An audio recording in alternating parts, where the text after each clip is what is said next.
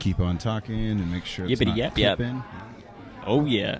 I'll keep it going. I like the watch today. Oh, thank you, sir. I came up with some fresh ones. I become a watch guy actually as of lately. Oh, yeah. I just recently started collecting I'm rolling, by the way. Perfect. Cool. Yeah, and I got this one, like, it's basically like a dude's jewelry box, and then it's got like a whole watch display like on the top, and it's got all of them and shit, dude. It's pretty fucking I'm trying to sick. get me one of those. Dude, it's pretty awesome. You can find them on Amazon for fucking like super cheap, and it's got spots for your cufflinks, spots for your rings, your chains, like whatever. Yeah, it's pretty fucking dope. So, dude, fuck yeah. Right.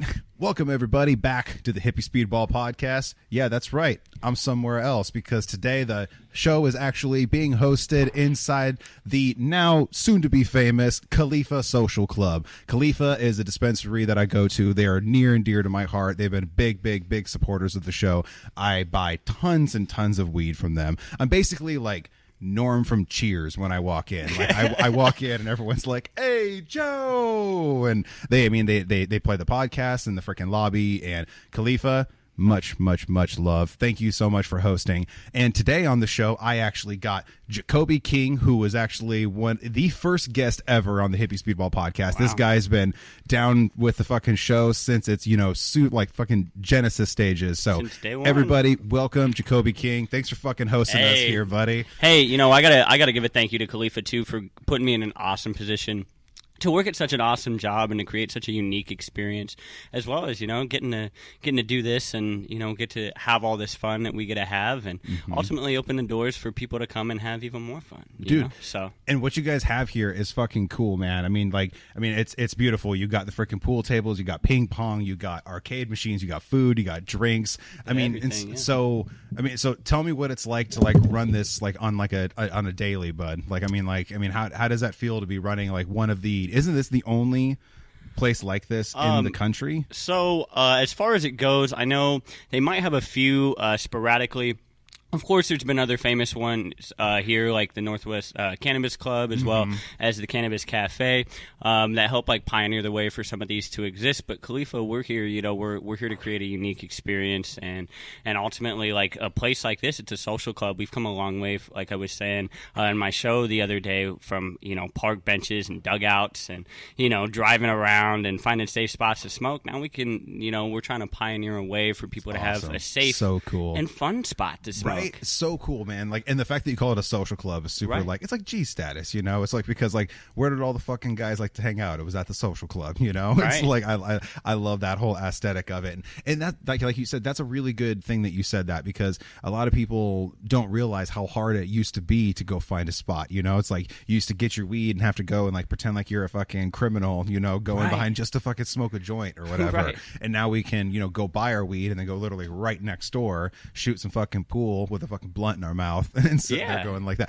Tobacco-free blunts, by the way. Tobacco-free, hemp only. Yeah, exactly. Save your lungs, okay? Exactly. Well, I like to smoke, a good old-fashioned blunt wrap, like I'm an Optimo guy. I like an Optimo or a Dutch, not really too much on the backwoods. Like, See, they're that's just more me right there on an occasion. But. Yeah, they're just, I don't know. I don't like how much you have to fucking soak them. You have to like basically like dip them in a fucking bucket of water before you can actually roll the blunt. You're not wrong. yeah, for sure. It just gets too like, yeah, so I mean, like, so how would one? So let's say if there was somebody who wanted to start one of these, I know without giving away too much, what advice would you be able to give someone? Well, if they were just like, hey, Jacobi, I know you work at one of these places. Is there any advice that you could give me for maybe starting one up or running one as like, from what you do on a day to day? I mean, ultimately, with this, hopefully we help pioneer the way for, these to open up. Like you see, there's multiple different bars, there's multiple different places, and people are going to pick up on this and open their, own. And hopefully, we can kind of set the precedent for what that's going to be like. But ultimately, man, the advice I'd give to anybody out there is just, this is all about creating a unique experience with cannabis. And ultimately, I encourage anybody who's trying to do something like this to really push the narrative of, education in cannabis, as well as opening it up for diverse groups of people to come here and enjoy this, because that's what cannabis is, man. That's what our culture is. We enjoy all different kinds of, from weed and painting. We see all different walks of life, in here in cannabis. Yeah, it's very inclusive. So there's so many different genres in cannabis that I feel like people don't tap into all the time. So my advice to them would be just to really stay open to your community, listen to the people that come into those places. That's good advice. And make it for the people, because that's what this is for. Yeah, exactly. That's really good advice, like staying like close to the community, because you also need to know what's going on all around you. Right. That's why it's like I'm brand new in getting in all this, but I've got to know so many amazing people around the community, and so many people have been able to be like, oh yeah, I fuck with Joe, being able to do that. So, and everybody, like, keeping it close to everything around you is so important, especially here in Oregon, because when I was in Las Vegas, I was learning stories from all different states and the way shit is run. Absolutely. It is so different, and it's crazy how much Oregon is actually like fighting a lot more to keep out the corporate cannabis. Like we're almost like the last of the hippies, I feel like. True. It's true. We're really trying to keep like that community culture cannabis vibe, where we're just like, kept trying to keep the mom and pop shops open and stuff like that, even though there are some that are getting bought out, and there are definitely some chains out there for sure, but it's like I really love that freaking word kind of staying on that ground, because it's so important. And as things become legalized, and as rec becomes more like in more and more states, and then eventually national legalization, like people need to know that like how muddy our boots have been like fighting in this war together. Absolutely. And like I fucking love what you guys are doing here. It's so awesome, dude. Thanks, man. I'm so thankful to be a part of what they're doing here in Kaleafa, man, and this Kaleafa Social Club. And it's just really awesome to see it grow every day. And I think back, that kind of comes full circle, is we're really, trying to change the narrative of cannabis. I think it's important to come in and show the community that cannabis isn't bad, man. It isn't all that bad. We're out here, and we're working just as hard. And, I think this is a really, really amazing thing that we got going here, and I'm blessed to be able to be a part of it. And I'm really just excited to see where the future grows. There's so many opportunities for diverse groups of people, whether you want to do shows here, do comedy, show me your talents. Maybe you got a pet gerbil who can do some flips, or you guys maybe did open mics for a while too. Well, we do open mics actually every Friday night. We usually start about 6 p.m., go to 10 p.m., and it's a great time, man. We always have a lot of people coming out. Got a DJ, shout out DJ Sticky Web, man. I know he'll be turning in here. He's here every Friday night, grinding it out on the ones and twos. If you want to come in here and do comedy, you want to come do stand-up, like I said, anything, come up here on a Friday night, man, 6 p.m., 10 p.m., and come rock with us. Come Kaleafa Social Club in Oregon City. Man. Definitely come check it out, because it's fucking dope-ass vibe in here. Shelby, how you feeling about this place, bud? This place is awesome. Yeah, it's pretty sweet. I like it. I like all the pinball machines and everything. I know, dude. It's fucking like everything you guys got. Like, cause like last time you guys only had the one pool table, and now you guys got the two, and you throw the little ping pong over it. Yep. Hell yeah, dude. That's awesome. Hey man, we keep changing it up. We got to have fun in here. Always changing the vibe. Always trying to have a good time. And if you guys decide you want to come be a part of it, we do $25 for a year. After that, a $5 entry. If you shop at our dispensaries, you can get hooked up with a $1 pass to come in for $1. Check out the vibe, see how you feel, and we hope you come back, man, and come hang out with us. And you will for sure. Like, if you're in Oregon and you come over here, you will be coming back, because like it's like one of the only places around that's really like this. And I love that you guys freaking have the stage and you do all the live music and everything like that, because like we've been talking about, one thing that we were wanting to possibly do is maybe do like a live recording of the Hippie Speedball here, and then have people like just hang out while we're recording, have them up on stage, and maybe do it like once a month, and then see if people like it, and then boom, maybe do, I don't know, once a week or something. Who knows? Maybe we can figure something out. Forget about it. We'll do what we need to do, right? Do something, a little something. So speaking of music, man, tell me what you've been doing with the music lately, bro. Last time we had you on, we played Proof. So if I'm going to go ahead and fucking put a link down below wherever you can it'll be in the description, so you can actually check out the music video for Proof. Great fucking song. Thank you. What you been up to lately? What you got on the horizon? Man, I've been on a grind recently, especially with this pandemic. That's what A lot of people have been really complacent, you know. For me, you know, I've been really grinding. I'm working on this album called Smile Big, and it really just entitles Smile me. Big is your clothing line for the people that don't know about it. Yep. Which I'll also put a link in the description down below. Sweet. Yeah, check that out, man. All those proceeds go to helping homeless youth in the PDX and Seattle areas, metro areas. So, you know, help them out, man. We got a homeless pandemic here right now, and we should step up and do something about it. Most definitely. We got to help those guys out, get them something, figure some housing out, you know, whatever it may be. But as far as music goes and what Smile Big really entails, it's just a mindset, man. And no matter what you're going through, you just got to smile big and you got to pursue. You got to, you know, we only get one shot to get out here, live our dreams, do our thing.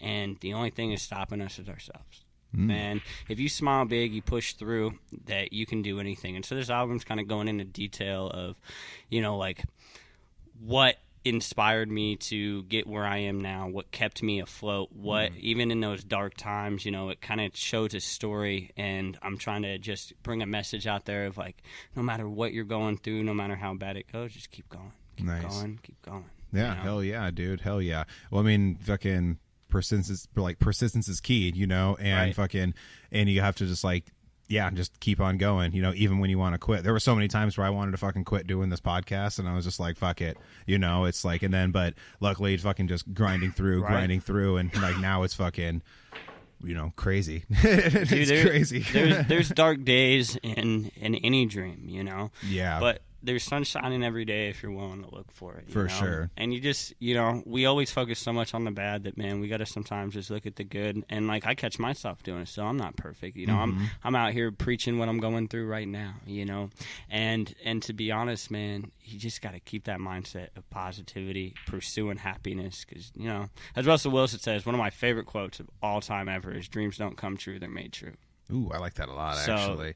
I really dig that. Do you know who said that? Oh, Russell Wilson. Russell Wilson. Yeah. Oh, okay. Yeah. Nice. So, one of my favorite quotes by that guy, man, and just incredible. So, well, and that's really good that you like that, you know, like I like that you're saying that, because it whenever you're going through like a crazy time, you know, and you're fucking doubting yourself, you know, especially like when you're in those really, really low moments, and you have to kind of think like, imagine your life is like a movie, right? And it's like, this is the part of the movie where the guy says, okay, I don't want to do this shit anymore. Right. Like, I've had enough of this, you know, and pursuing and pushing through is so fucking hard, but it's so goddamn important, you know, and even, especially when you don't even have any supportive people around you, like when no one even else cares what you're doing. Absolutely. You know, right. and and so you have to remind yourself of what you're doing and just keep pursuing these little baby steps. Absolutely. You know, like that, that's part of that movie is, are you going to go down this road? Or are you going to go down that road? Right.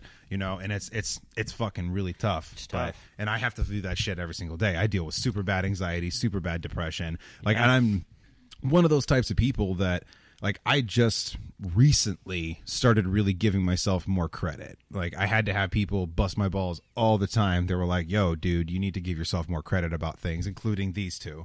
Like, they were just like, listen, Joe, love yourself a little bit more. And I'm just recently coming to a point where I'm starting to do that a little bit. But I don't know why. For some reason, it's like tough. Like, it's like tough to give yourself like credit and acknowledgement and stuff. I mean, I battle with that every day myself, you know, as far as that goes. And it's really, sometimes, like you were talking about how people go down, you know, different roads. Sometimes you go down that road, the wrong path, and then you go down the wrong path again. And by the time you know it, you've come to three forks, and you've gone down the wrong path 3 times. But you should never quit in those moments, even when you've gotten to the worst point, man. Just find a way to get yourself out, and just remember, man, that us as people, we may not be perfect, but if you stay true to yourself and you stay trying to be the best you can be and try and make an impact on those around you and what you do every day, then I feel like at least you should give yourself some acknowledgement that you get up every day and you try. Yeah. And that's important. Well, and like, yeah, and to add to that, like, what you're doing is, yeah, to, like, you know, influence others and everything is so important, because, I mean, how many times did you think that, like, in your past that you were in this really, really dark spot and all you needed was someone from the outside to just say, hey, do this. Like, I mean, like, that's all you really needed in hindsight, was just someone for that. That's why I really want to be that person myself, to try to say, like, you know, hey, like, go ahead, push through, do this, you know, Right. and try to like ignite that fire in somebody, you know. And I've had a few people lately, it's been a really big success. Like, they even told me, they were like, yo, seeing you do your thing, it really gave us a creative drive and stuff like that. And like, that's the kind of shit I fucking love, you know. And I like being able to push like that outside influence, because really, people that are struggling with so many other things, that's really all they're needing. Right. Is they just really need self-knowledge and opportunity from an outside influence, someone just to say, hey, you can do this, go this way, you know, because they might not even ever thought of it that way. They just need a person right there to say, push this way instead. And that's why I fucking love what you're doing. I love your message that you're trying to push, you know, because that's so important to try to do that with people. And everybody's just trying to just fucking rip each other down these days. Sucks, You man. know, it's Sucks. so just divisive and just so like, blech, you know. But also, and on the flip side, there are more and more people coming together because they're sick of the divisiveness. True. So like to rebel against that, it's like people are coming together. So Right. it's kind of a weird, I don't know. It's kind of a It's weird. a weird like oval almost. Like it's a weird cycle that it kind of the world goes in, you know, and especially in these like social media cultures that we live in today. And you know, we're so quick to cancel people and quick to shut somebody down over, you know, sometimes the most minimal things. And sometimes, you know, some of these people, I feel like they do deserve it, you know, in certain instances. You know, I can't think of anything in particular off the top right this second. But, you know, I don't know, man. I just feel that when these situations happen and we're like in this social environment that we're in right now, I think it's really important to just stay, you know, like I was saying, stay true to you, stay true to what you're believing in. Sometimes you got to tune the noise out a little bit, Yeah. and stay true to your, you know, your little bubble, your little And circle. at the same time, you also have to question everything too. Everything. So you have to tune out the noise and question everything, which is really tough when you have constant information surrounding you everywhere. All the fucking time, and have to be able to pick through what you should and should not listen to, especially when some of it, like so much of it is emotionally driven. You know, so much of it is just like, it's so like, it just wants to get you angry. It wants to get you clicking. It wants to get you to yell at people and stuff like that. And it's really, really tough to push through that, Right. you know, you know, and it's, when it comes to like social media and stuff, you have to look at it like the food you take in, you know, it's like, cause you eat bad foods, you're going to feel like crap. But, and so Absolutely. if you're ingesting the wrong kind of stuff mentally, you're going to feel like crap. Not going to be a good time. It's not going to be good, you know. It's like you're going to have freaking mental food poisoning, and Right. it's going to freaking end up killing you if you don't take care of it. Right. And it's like, that's why I was very, very thankful to be off of social media for such a long time. Because like I was able to kind of look at everything from an outside, you know. I mean, now I'm a lot more ingrained because I'm building the show up, and now I'm on Instagram, and now I'm learning about all this different crazy shit and stuff. And it's definitely interesting to come into. You know, I see like all these people are like, oh, this person was this social media person, like, you know, a couple years ago. I'm like, I don't know who the fuck this person is. Right. Like, this person's super famous though, I guess. I suppose, yeah. I myself took like, I don't know, 4 or 5 month break from social media. I feel like it's important to do sometimes. You know, you just gotta take your own space, and sometimes it's, you know, for me, man, I sometimes like to try and take a day where I can just turn off my social media completely and just try and focus on whatever I got going on, because sometimes we get so attached to our phones, and there's so many apps that we, you know, we're just stuck right here all the time. Well, it's literally like a Detached to drug, us. Yeah. you know. I mean, it actually freaking raises, like, sends endorphins, you know, and freaking like it just, it actually, it's crazy that there's like a science behind it, you Right. know, and like the algorithm will freaking I want to make a T-shirt that just says, "Shh, the algorithm is listening." Like, It is, though. Wouldn't that be a great That would T-shirt? be awesome.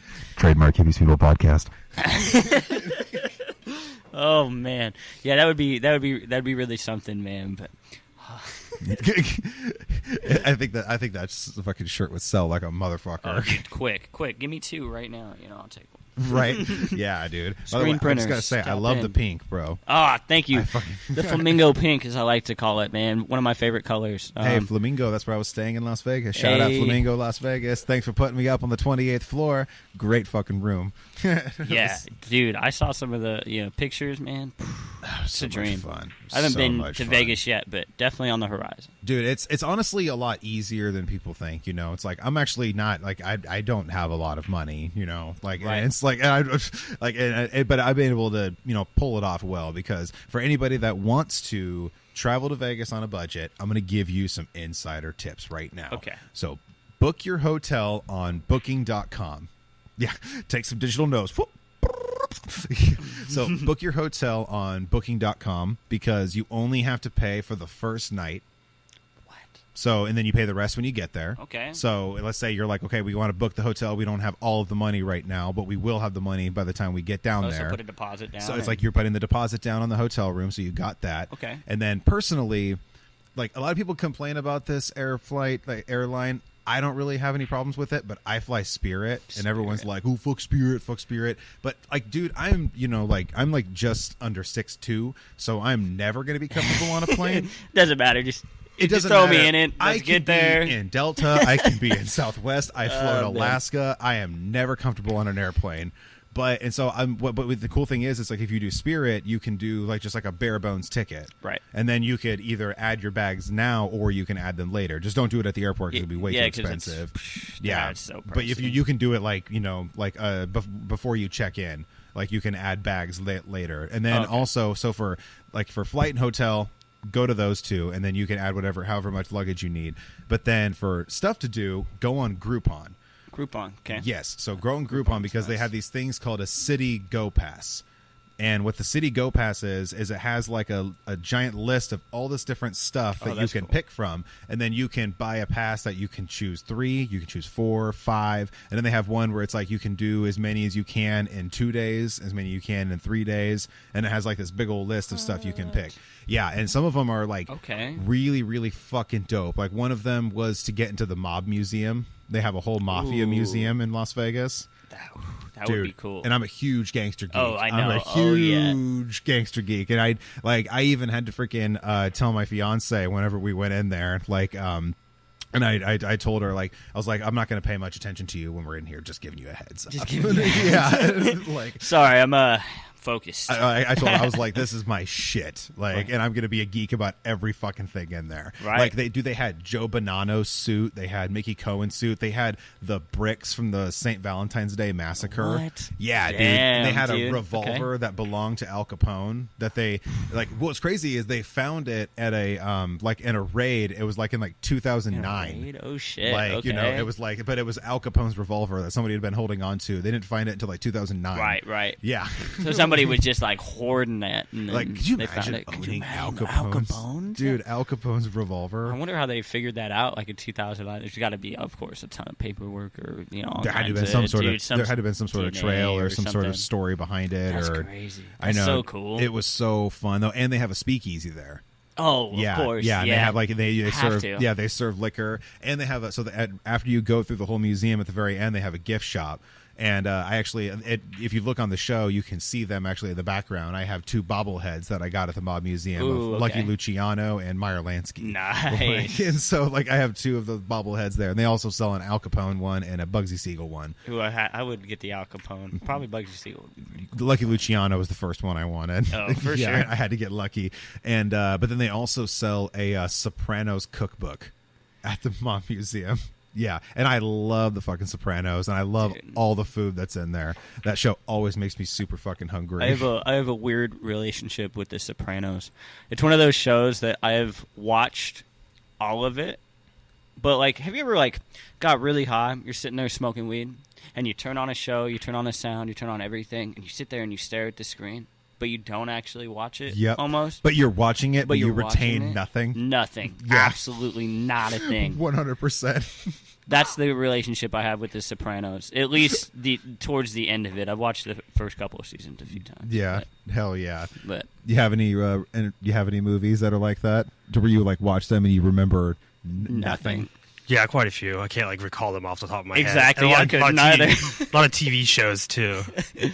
I like for sure. Play it again and like slightly remember small bits and pieces, but there's been multiple times where I'm just staring at the TV. just that blank face. That's how it was for the for me with the Reno 911 movie. Oh, dude, yeah. Like the where they go to Miami. Dude, like I watched that whole movie. I remember nothing. None. Yeah, Zero. and also the newest fucking Die Hard movie. It was like A Good Day to Die Hard. I think that was the the Christmas movies. I'm just yeah. Well, the first one is the first Christmas, one is yeah, the second. definitely. The other ones aren't. But it was like the newest one. It was totally ridiculous. It was like where his son was in there, and but it was so over the top and so crazy. Like I remember at the same time, me and my friend, because we watched the movie in theaters, right? And I don't remember anything about it, but I remember not enjoying it. But I remember when we left, we were both thinking at the very same scene, we were both about to say to each other, "Do you want to get the fuck out of here? You want to go? Like, do you want to go?" Like, because after we left, I was like, "Dude, I was about to nudge you at this scene and say, do you want to leave?" And he's like, "Dude, me too." Like, how'd you know? That was the scene, and I couldn't take it anymore. Oh my goodness! I've had a couple movies where I wanted to just get up in the theater and be like, "Done." All right, I'm out. Yeah, I can't do it. Can't fucking do it. When I was a little kid, man. You were never a little kid, you fucking liar. You got that Still Benjamin am. Button I'm just syndrome. playing. You're gonna die a little kid. I hope. I'll take that compliment the rest of my life. But no, when I was like, I don't know, 6, 7, the movie Barnyard. You guys ever seen that Barnyard with like the cartoon like animals and So stuff? it's like animated, cows. right? With the cows. The cows Yeah. like on the cover or whatever. Uh-huh. Yeah. They made like a video game and all that stuff. It was like on Nickelodeon or some shit. But no, man, we went to Barnyard when I was a kid, and you know the announcer at the beginning of movies? Mm-hmm. He's like always super loud. Well, my little sister was like, I don't know, 2, 3 years old at the time, and we're going for her. Like, this is a kid's movie we're going to. I guess I'm a kid too, but, at the time I was more into Power Rangers or something, Hell yeah. But anyway, we're going to Barnyard, and she's freaking out over the announcer's voice because it's just so loud and bellowing that she's just crying in the movie that we literally didn't even be there for 5 minutes, and apparently they didn't refund our tickets after we left. It was crazy. But yeah, so I know the feeling of like weird movie theater Yeah, you're just like, experience. I want to go. You're just like, let's go. I liked the movies for a long time, but now, man, like with the ability to like watch movies that are in theaters. See, I'm the opposite. I miss theaters.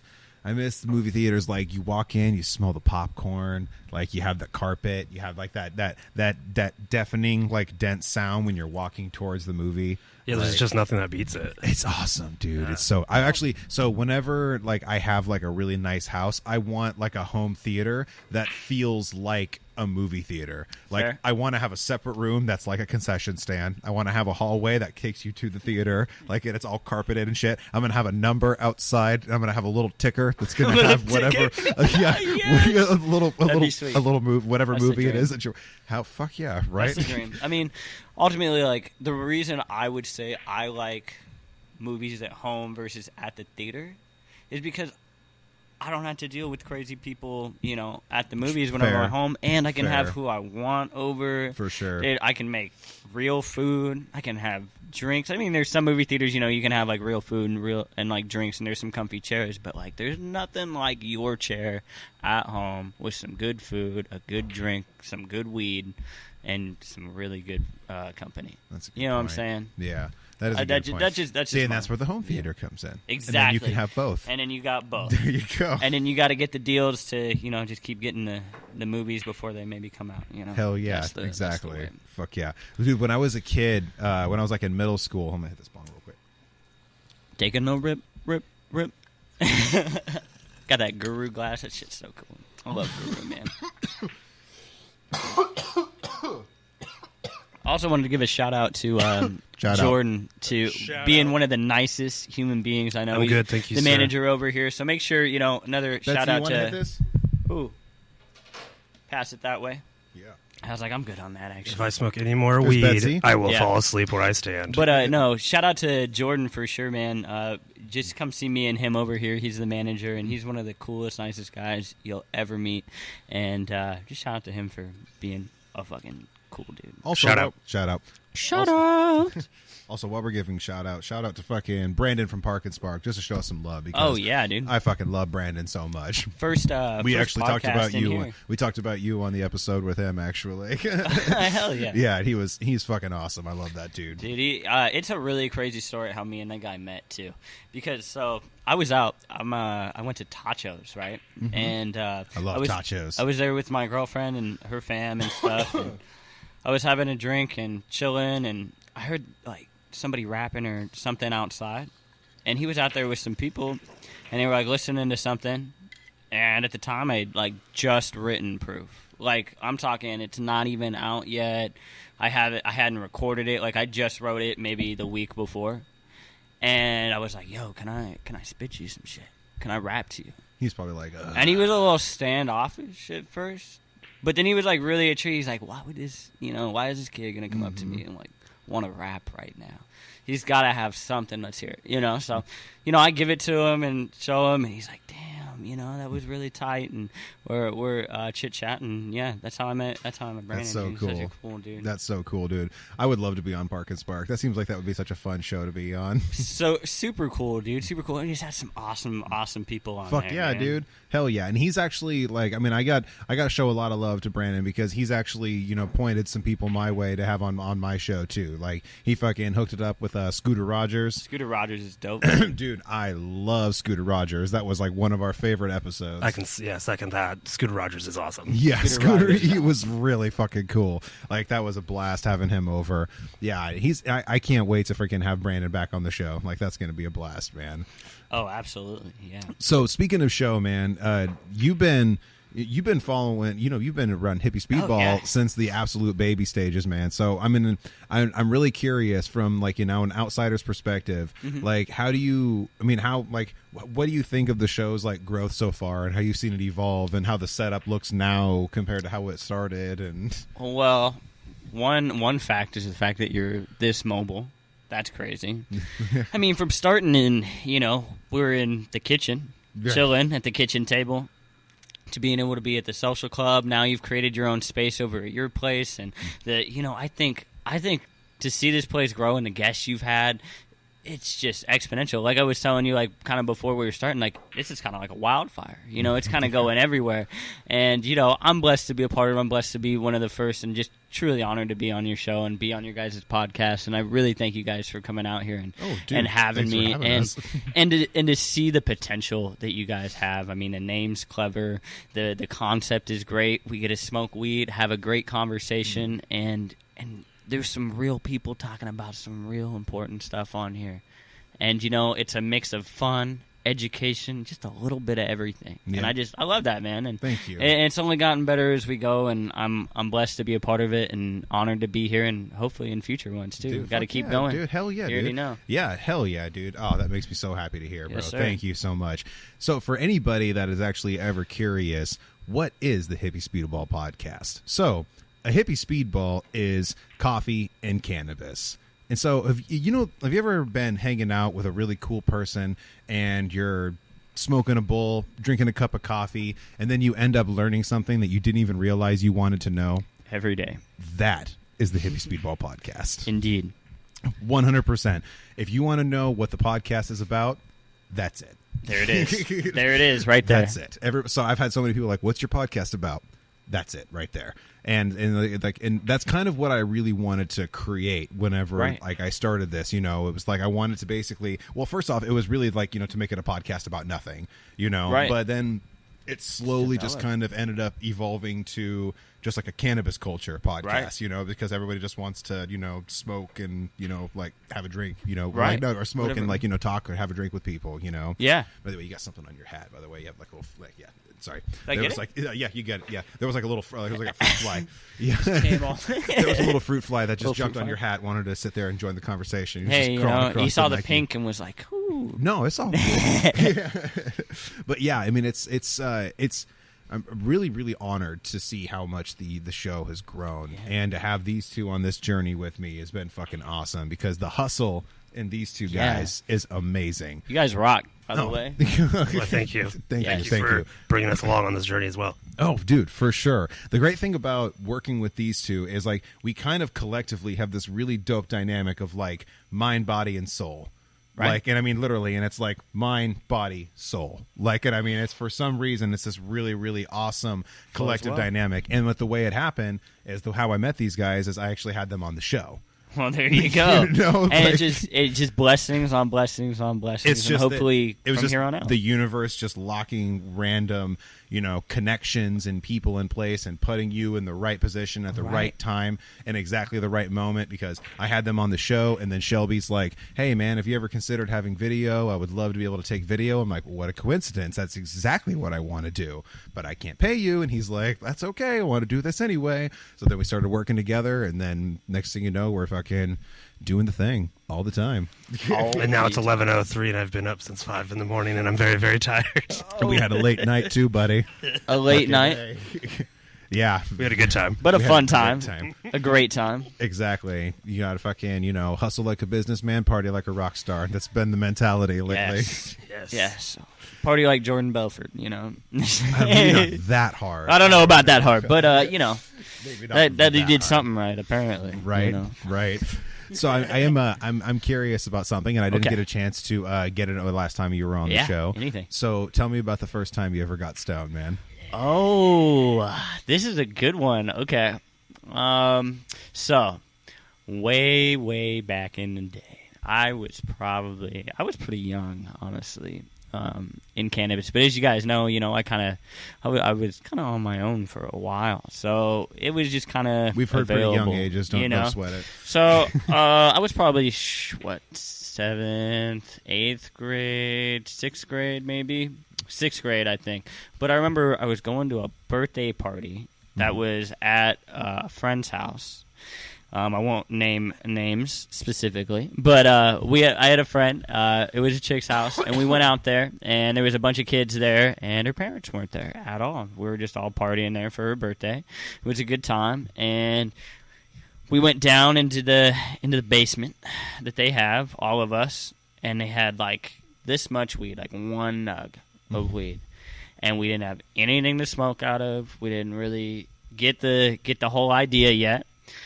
So we did what average amateur stoners do, which please don't do this at home. Please never do this. It is so bad for you. We took a can, and we crunched it in, did the good old poke, the carb on the side, scratch the paint off as much as we can, and then we took a toilet paper roll, and put a cover over a dryer sheet over it. Oh yeah. And we started lighting it and hitting it, and everybody pretended more to be stoned than we were actually stoned. And I remember like passing out on their couch, and then waking up at like 3 a.m. and going to another friend's house who was like just across the street. It wasn't that crazy eventful, I would say, but I'd say like the first time I took a dab was the crazy experience of my life. Like, yeah. So I think it was like 2012. That's a good thing to ask people on the show too. Right? The first time you took a dab. Yeah. We should start asking people that. That's a good one too. Thanks, Jacobi. Oh yeah. Tell me about the first time you took a dab. Well, because I'm, if you know me pretty well, I'm a huge dab head, especially now. Like that's my preferred method of choice. And I remember when I took my first dab, man, I was not ready. So I'm at my buddy's house at the time where I had typically bought weed from his older brother. Typical high school story. And we're smoking out of his bong, playing 2K. Typical high school things. And his brother came home with a really nice, huge, like glass nectar collector. And he had a slab of oil, like the size of this mat right here we got going. And he was like, "You want to take a dab? You guys want a dab?" Like his older brother. And I was like, "Nah, man, I don't think. What's a dab?" So he like shows me it's all brown and stuff. So I'm thinking this is like heroin or something, at the time, because I'd never heard of it before. I've only ever smoked green, man. I didn't know. Yeah. So I'm like looking at it like, nah, this ain't any kind of weed I've ever seen before. I was like, I'm not smoking that. I'm not smoking that. Like, you guys are crazy. Like, I was like telling my buddy at the time, I was like, bro, we're young. Don't ruin your life. Right? Like, I'm going on a speech right now. And he's like, nah, man, this is weed, bro. This is like just condensed weed, bro, basically. Yeah. He's like showing me all the facts. I'm like, all right, fine, but you go first, like type deal. So he like hits it and whatever else. I'm like, oh, okay. And then since it was a really nice glass nectar collector, he didn't want me to grab it. So he's like, just put your mouth on it and just pull. So he grabs it and heats it, and I put my mouth to it, and he just goes back and forth on the slab just for like 10, 15 seconds. So, yeah, and I almost vomited, dude. I was so close. I'm just dying, coughing. I can't breathe. It was hot as hell. I probably inhaled some in the back of my throat. I'm like, that typical, like, I'm going to die. Yeah. Water. This is it, real life. This is it.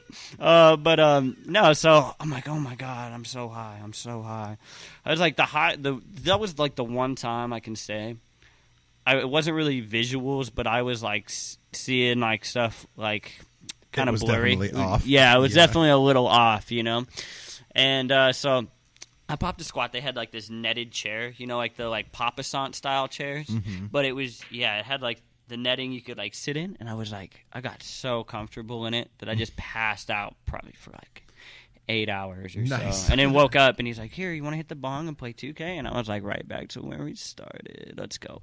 And then it was a good time. So that was my first dab, but it was crazy.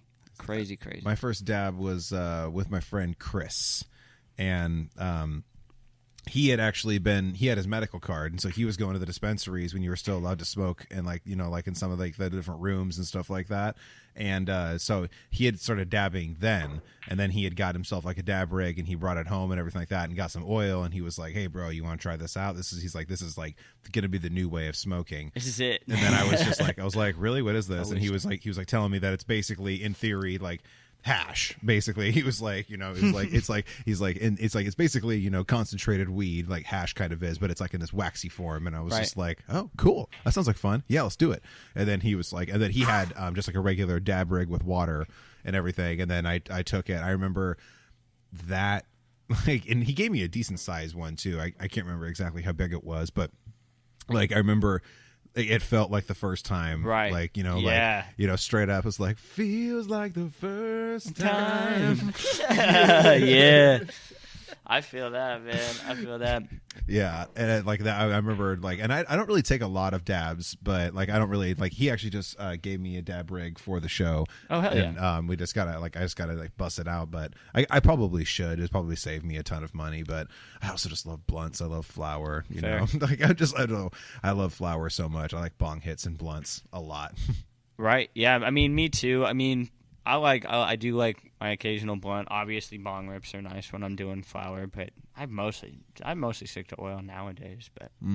But it's so good, and there's so many different styles to smoke oil now too. And I feel like everybody's dab story kind of starts with, oh hey, homie's like, let me give you a dab, and you never really know what it's gonna do. Right. It's always like, and they always want to give you something kind of big, Mm-hmm. And it's always that one friend that at one point always doubted how much you could smoke too. So they're always questioning if you could do it anyway. Yeah. Like my friend Chris. It wasn't my friend Chris, but it was like right. It was one of his boys that we used to go over to his house like and buy weed from him and shit. And I remember like he had like one of the like 6-foot bongs, and I'd already taken those before, and he was like acting like I was gonna be all like super intimidated by it, and he was just like, oh yeah, you think you can do it? And I was like, do it, I'll do it fucking in one pull. And I was just like, fill that bitch up. Did you? Fuck yeah, I did. Oh my god, I could not. I could not. Like, no and way. but I'm not a cigarette smoker. You're like a champ. I have fucking really great lungs. Like, and because I also like was like doing it really, really slow to build it up to the top. Right, and then I was right. like, and then as soon as he pulled that, I was like, and then just took it all. God. And then he was just like, I was like, we used to cheat it, man. We used to take the air mattress fan and nice. Flip it backwards on it. Nice. So we'd pull all the smoke, and then we just. Yeah, like it was. Some people would just do it in 2 pulls. Like, just you'd have one pull to pull it up, and then you would just, and then. Keep going. Then hopefully it's not stale, Yeah, but like usually if you did it fast enough, it's not so bad. Right. Yeah. Like, but I mean, I haven't hit one of those fucking big ass bongs in a long time. And he had one of the glass ones too, so luckily it wasn't one of like the plastic ones. Oh, nice. Yeah, the PVC pipes, basically. Yeah, for all you youngins that don't know out there, like the fucking little thumb carb, little plastic bongs. Right. Like that was actually my very first water piece that I ever owned was like this little miniature one. Like it was, I don't know, it was probably like fucking like 5-6 inches long. Fuck yeah. Yeah. And then I like ended up like because I had to hide it in like my dresser and then hide it from my parents and shit. Yeah. And so like I remember forgetting it had water in there one time after I had smoked, and then I dumped it out and put it in there, ended up spilling bong water all over my fucking like clothes and shit. And then I had to like wash them in secret so I didn't like smell like weed and everything like that. Oh man, yeah. It was fucking crazy. I had to do that for like school more so than anything. Like I was just like trying to like. I remember one time I had a teacher. I came back from lunch. I remember they asked me, "Hey, did you have a good lunch?" And I like burped, and I burped smoke like right in his face. And he's like, "It sounds like you had a good lunch," and just to let me go, man. Oh man, that could have been it. That would have been the end of my career right there. But That's just thankful he let me slide. Luckily, I was doing well in his class at the time. That's good. That's good. I think that's the only thing that saved me, man. For sure. So before we sign off, I wanted to be able to fucking, since we're here at the social club, right. I wanted to utilize this stage maybe and get you to perform maybe one of your songs real quick for I could do that. and That'd for the be fun. people. Yeah, why not? That would be dope. So if you're listening on any of the podcast platforms, why don't you go ahead and jump over to YouTube. If you're watching on YouTube, why don't you stick around and then check out Jacobi King. And then afterwards, I will see you next time. Thanks a lot for fucking having us here at the Social Club. Dude, this was so much fun. This was a blast. I cannot wait to come back here and do this again. This was a lot of fun. And thank you, Shelby, for the fucking amazing images. You're welcome, sir. Thank you, Betsy, for helping out with everything and being an amazing co-host, playing pool, rocking the back. And thank you, everybody, for tuning into the Hippie Speedball podcast. It is Joe, your host with the most Joe, and I will see you guys next time. Peace.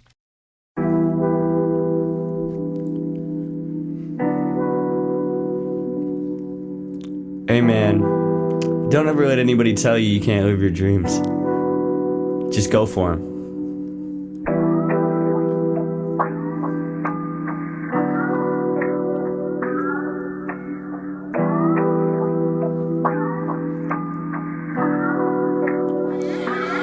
Hey, look, I know what I got, I know what it took. Fading the God, reading the books, changing the life wherever I look. Making these songs and writing the hooks, been doing it right, I'm still a young rook. Vision inside, I'm leaving them shook. Been a hard road, I knew that it would. Sleeping in cars or deep in the woods, looking at stars, dreaming I could. Had to work hard to prove I was good, had to work hard to prove I was good. But not just to them, but to me, cause they didn't see what I see in me. Never lost faith, my G, even when I lost friends. Made mistakes, couldn't make amends. Heartache so they condemn, long nights at the deep end. No sleeping, no eating, just geeking. I was drunk on the weekend, stomach bleeding, I was weak then. So I picked up my pen and my pencil, I started writing to these instrumental. They told me I'm mental, God told me I'm good, he told me I'm special. I gotta keep winning, I'm beating the devil, I gotta keep going, it's missing essential. I'm on the rise, I got the potential, had to get wise, earn some credentials, had to cut ties, move confidential, had on me dies, so detrimental, their stories are lies, so influential, my time to shine, it's evidential, yet they still saying I'm irrelevant, can't believe these pessimists. Music is my testament, I mean,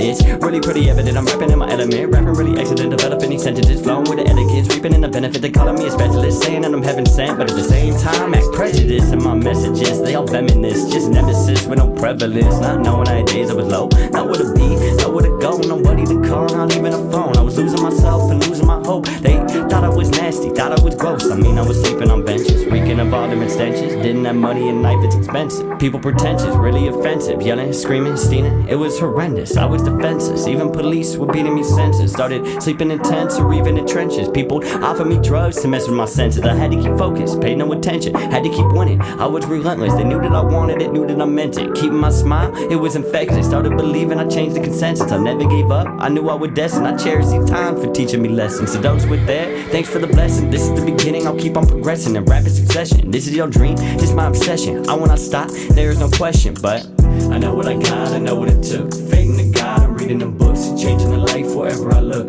making these songs and writing the hooks, been doing it right, I'm still a young rook, vision inside, I'm leaving them shook, been a hard road, I knew that it would, sleeping in cars or deep in the woods, looking at stars, dreaming I could, had to work hard to prove I was good, had to work hard to prove I was good, cause I'm trying to rewrite a little history, trying to be bright with no misery, got my mind right, chasing victory, they downright try to mislead, shoot your shot but you missing me, cause I've been working them long nights and them early mornings, and my off-white, them older Jordans, living big dreams, you're important, or my eyes wide and my heart's big, time flies, you to spark six, white lies and them harsh swigs, I'm way high out of dark abyss, I'm winning no matter the weight on my chest, I'll bench press, take a fresh breath, deep de-stress, cause I've been blessed with a good team, we be next. Great minds in the PDX, late grinds in the Northwest. That's sleep deprivation, suicide dedication, trying to make it out my situation, puffin' medication, I don't get a hesitation, I'm about to sweeten the nation, at least what they're saying, I'm working what they plan, praying what they land, but purchase your tracks today.